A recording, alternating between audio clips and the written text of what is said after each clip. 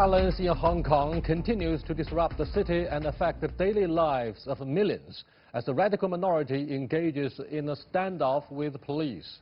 Meanwhile, the U.S. Senate has passed a Hong Kong bill which is condemned by China as an attempt to meddle in its internal affairs. Why did Hong Kong protests turn so violent? What's the reason for the continuing standoff? And how can public order and the rule of law be restored? To discuss these issues and more, I'm happy to be joined in the studio by He Jing, attorney at the Angel Law Firm, and Andy Mock, Senior Research Fellow at Center for China and Globalization. We'll also speak via satellite to Dr. Edward Xie, founder and CEO of the Gaofeng Advisory Company in Hong Kong. That's our topic. This is the Dialogue. I'm Yang Ray.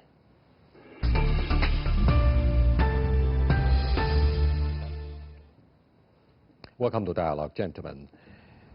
The past 4 decades witnessed the U.S. criticism of human rights record in China. This time around, both the House and Senate have used the events in Hong Kong against China, against the Chinese mainland. That's what the Foreign Ministry of China said in defense of our policy for the SCR government. First of all, Andy, what do you make of the implications of this bill for the two bodies of the U.S. Congress at this defining moment of the U.S.-China relationship, the most consequential one in the 21st century, obviously? Well, I think, first of all, if we look at it, the immediate phenomenon of this bill, which I think is being sent to President Trump's desk, and by all accounts he will sign it, that it really is not contributing to improving the U.S.-China relations. Obviously, the trade skirmish, the trade war, whatever you want to call it, has had a negative impact on China and even worse of an impact on the United States and affected economies throughout the world, including major economies like Germany, like Japan, like South Korea. But I think we need to step back and look at this in the broader context of the U.S.-China relationship and Chinese history, the U.S. history in general, that this extremist view and this very, I think, parochial view of quote-unquote human rights that the U.S. uses as a way to interfere in the affairs of other countries, not just China, but other countries as well, really, I think, is both very misguided and unfounded. I wonder if, Mr. He, you have noticed that for 5 or 6 months, the onset of the events, very turbulent events in Hong Kong, the Chinese mainland has been pretty quiet. Not very much interference with the internal affairs of the SCR government. Why do you think the U.S. still shows a clear anger and their response to the turbulence in Hong Kong? Do you think it's politically motivated, or you have a different view about the human rights record of the SCR government in Hong Kong? Well, if you're looking at the Western world tradition, I think like Andy said, that lots of things are done in the name of the democracy and the human rights when it comes to geopolitical issues. So I think the Western world sees this human rights and democracy transcend this the concept of the sovereignty, which is very different from our side of the world, right? We see that actually the well-grounded sovereignty is actually the ground condition to protect the human rights and the democracy. So the clashes that's rising from this bill, I think officially, in terms of implication, officially turned this, whatever is happening in Hong Kong, a geopolitical issue between U.S. and China. Before that, we saw, China, we have made some strong voice against some kind of the support of the Congress people of the United States. But right now, with this law passed, this has become something official between the two governments. I think that's probably the true implication of the passage of this bill, assuming it's going to be passed into the law. Since last year, Andy and He Jing, legislation directly targeting China has been on the rise in the U.S. Congress. For example, the Taiwan Travel Act, the Reciprocal Access to Tibet Act of 2018, the 2019 fiscal year National Defense Authorization Act, and a number of other laws targeting China indirectly, such as the better utilization of investments leading to development, or the UILD Act and the Asia Reassurance Initiative Act, which seeks to counter Chinese investment and influence in the Asia-Pacific region. Why do you think we have this surge in U.S. legislation directly or indirectly targeting China? Well, I think it's not just legislation. We also need to look at executive branch action as well. So look at the 2017 National Security Strategy released by the Trump administration. I think what we're seeing here is a complete reorientation of the U.S. government and some sectors of American society as well.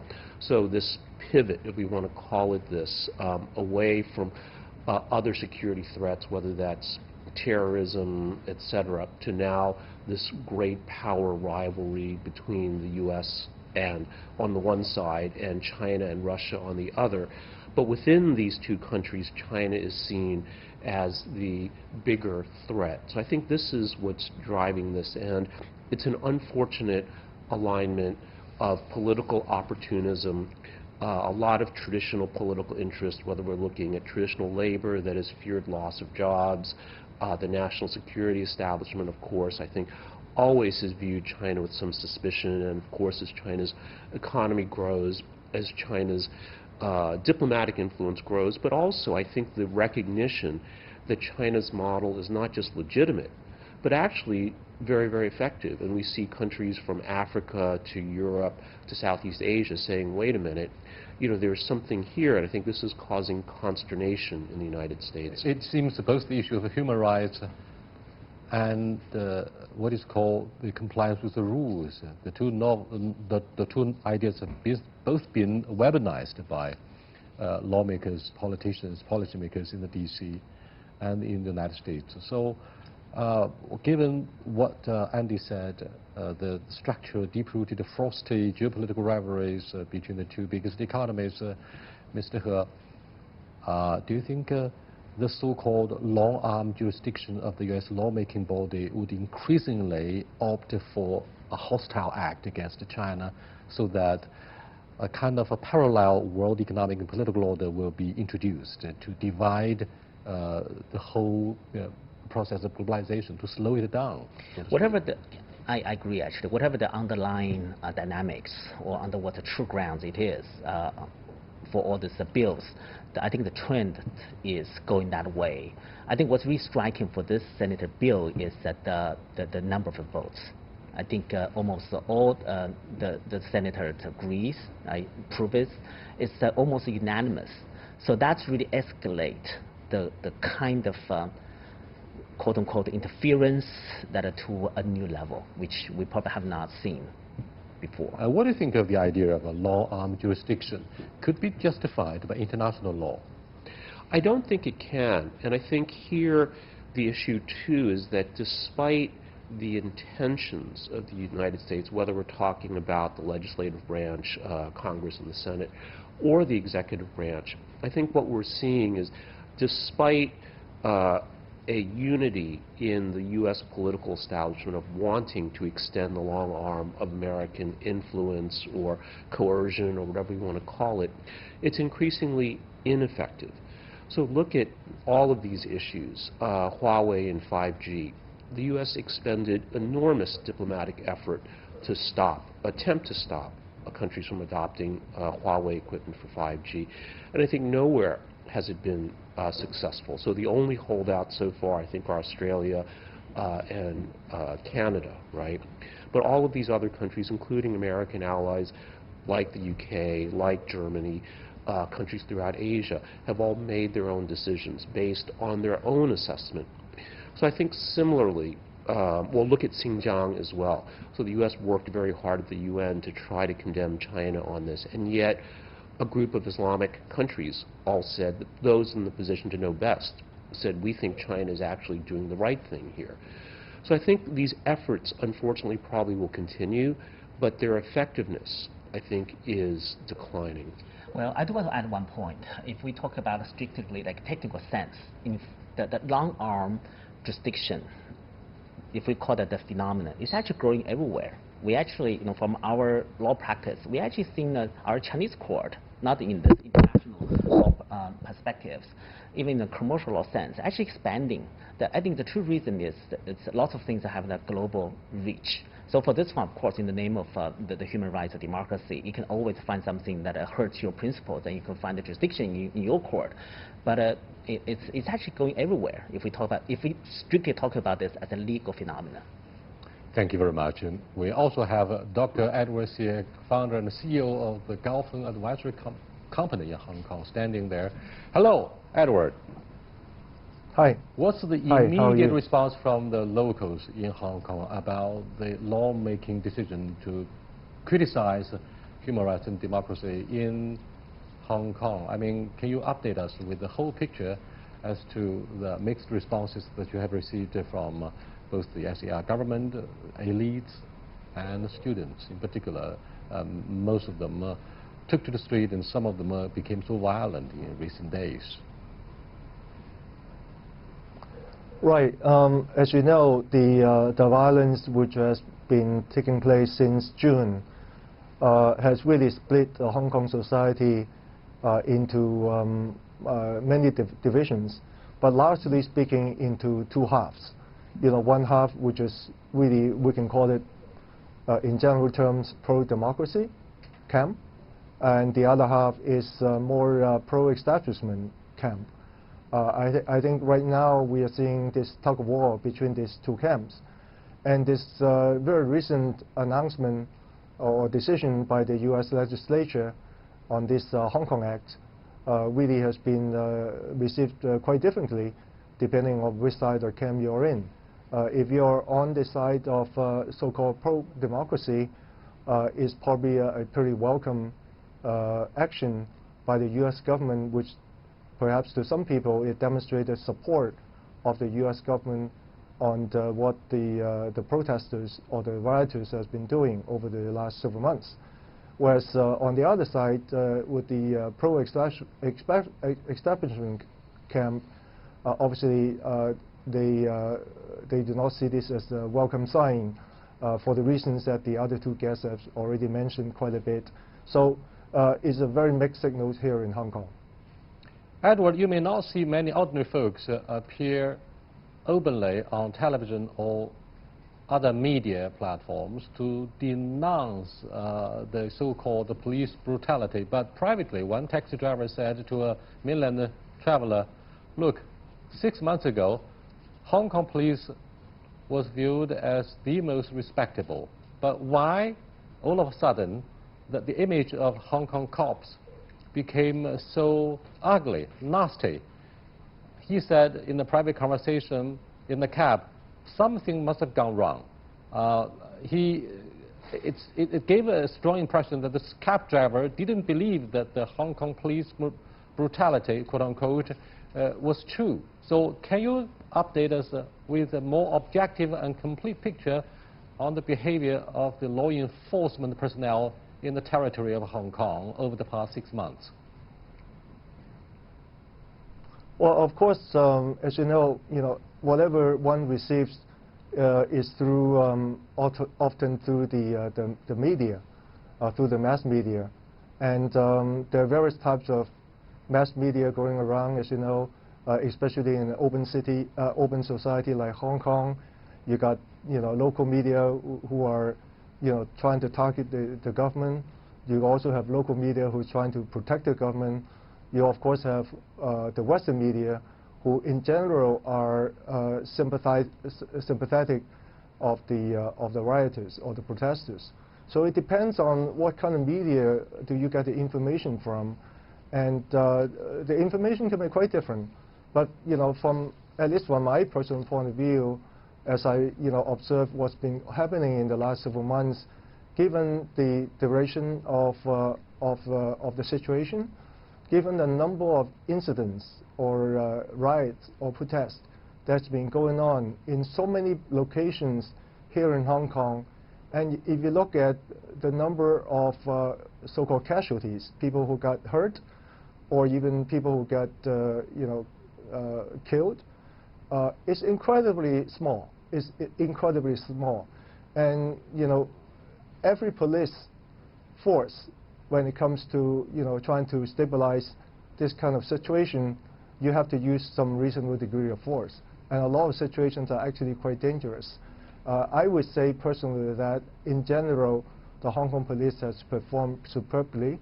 And you know, if one have to accuse them of being brutal, I think it's a little bit overboard. Over the past recent weeks, we've seen clear shift in the attitudes and the rhetoric of world media, such as the BBC and even CNN International, which initially thought the police in Hong Kong were pretty brutal. Now they started to question the brutal behavior of the rioters in Hong Kong. What captured the headlines, I'm afraid, is the decision by the State Council in the mainland to appoint Mr. Tang Ping-kung as Commissioner of Police, replacing Lo Wai-chung. What will this mean for Hong Kong's attempt to restore public order and rule of law? Well, I think, you know, some of the reasons why some of the Western media has changed its stance on the reports on the police force was that, you know, the degree of violence from the protesters has really been stepping up quite significantly over the last several weeks. You know, protesters have been throwing bombs, have been even using arrows or other, you know, so-called weapons to try to attack the police. And, you know, the police has had to really respond, right? The appointment of Mr. Tang, the new Commissioner of Police, is seen as a stronger leader who are willing to take a more stronger stance against trying to stabilize the riots in a very rapid and very forceful manner.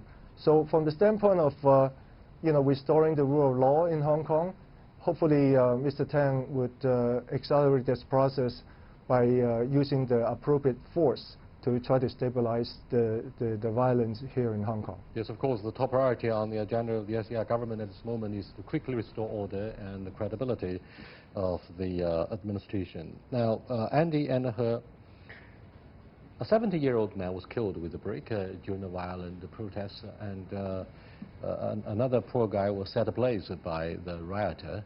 Now, these two events indeed aroused strong anger from the international society, to say nothing of the mainland. What do you think of these two events and perhaps the implications of the turning point in public attitudes towards the behavior of the rioters, Andy?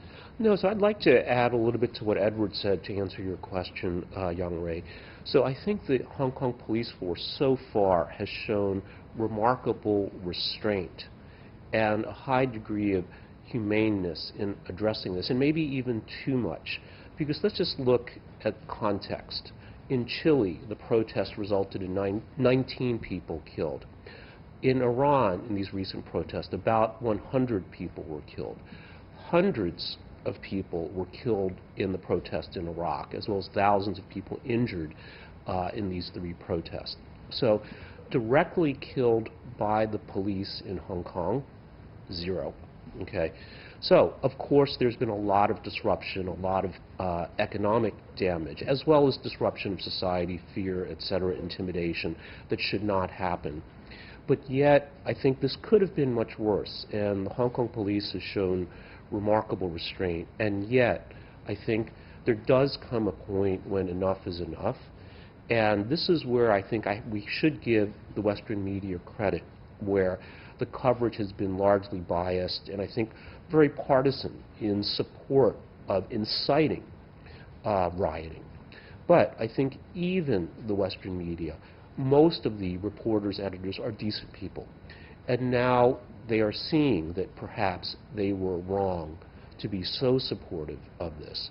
But I think, again, that being said, you know, Hong Kong, so my family's from Hong Kong originally, so I think have a quite good understanding of how Hong Kong people think, and we'll probably talk about this more later in the program. But I think that enough is enough, and the Hong Kong police are necessary but not sufficient part. There also needs to be the political will at the SAR government level to say, look, we really have to stop this.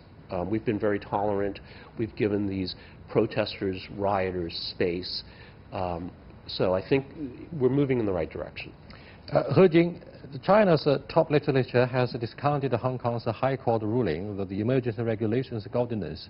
Let me say it again.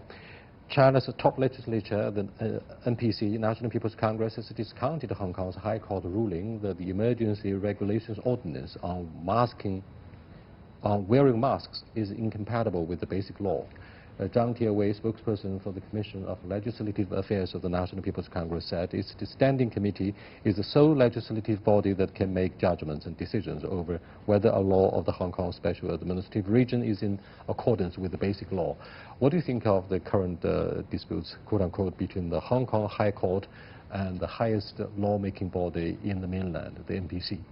Yeah, this is actually a very unusual situation when it comes to what we call like a basic law or constitutional law issue. You know, basic law is a part of our constitutional framework.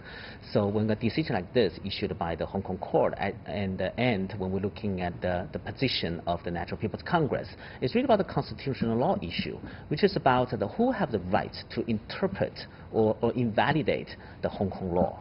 So it's very interesting after this news came out, after the National People's Congress made the announcement, that all of a sudden in the Chinese social media, a article emerged, surfaced up. That article was written by a very famous Hong Kong law professor back in 1998, which is really about that whether the Hong Kong court has a right to review the constitutionality of the Hong Kong ordinances. So the conclusion was that of that Hong Kong law professor is yes, the Hong Kong court could do that. Now, this is more a Hong Kong law issue, but if you're looking at the National People's Congress spokesperson's position, it's very clear that I think our government believes that whatever the Hong Kong High Court is doing is not what is really needed. You know, I actually read through this 106-page Hong Kong High Court decision. There's some very fine legal points there.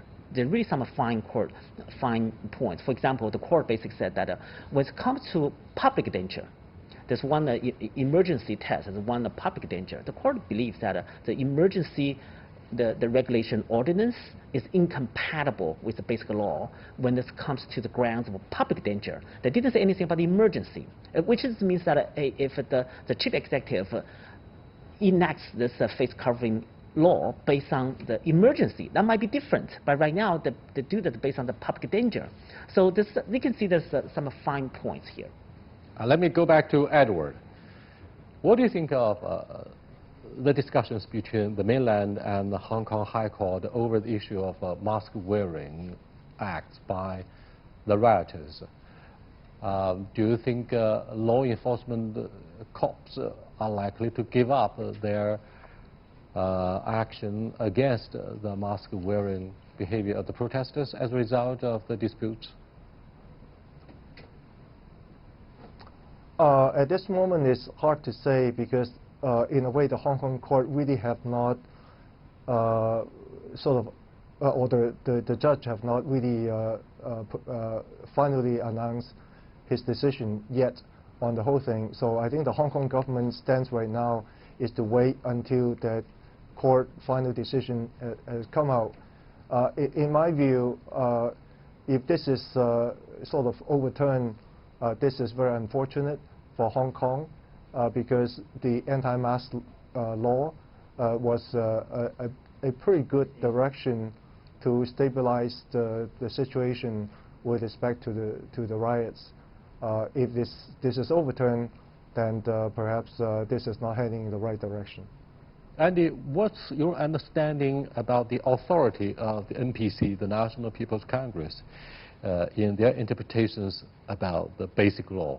And what if something goes wrong in the execution of the law of the Hong Kong SAR government? Do you think NPC is in a better position for the interpretation? What's your common sense? Sure. Well, I think there's two aspects to this. So first is what is the actual wording of the law or the regulation? But I think more importantly, any legal decision, any important legal decision actually has a political component to it.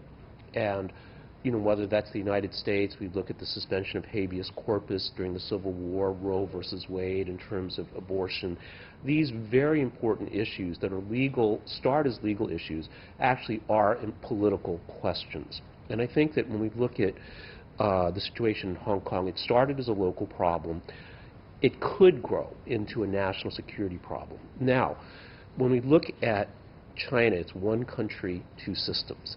So it's two systems under one country.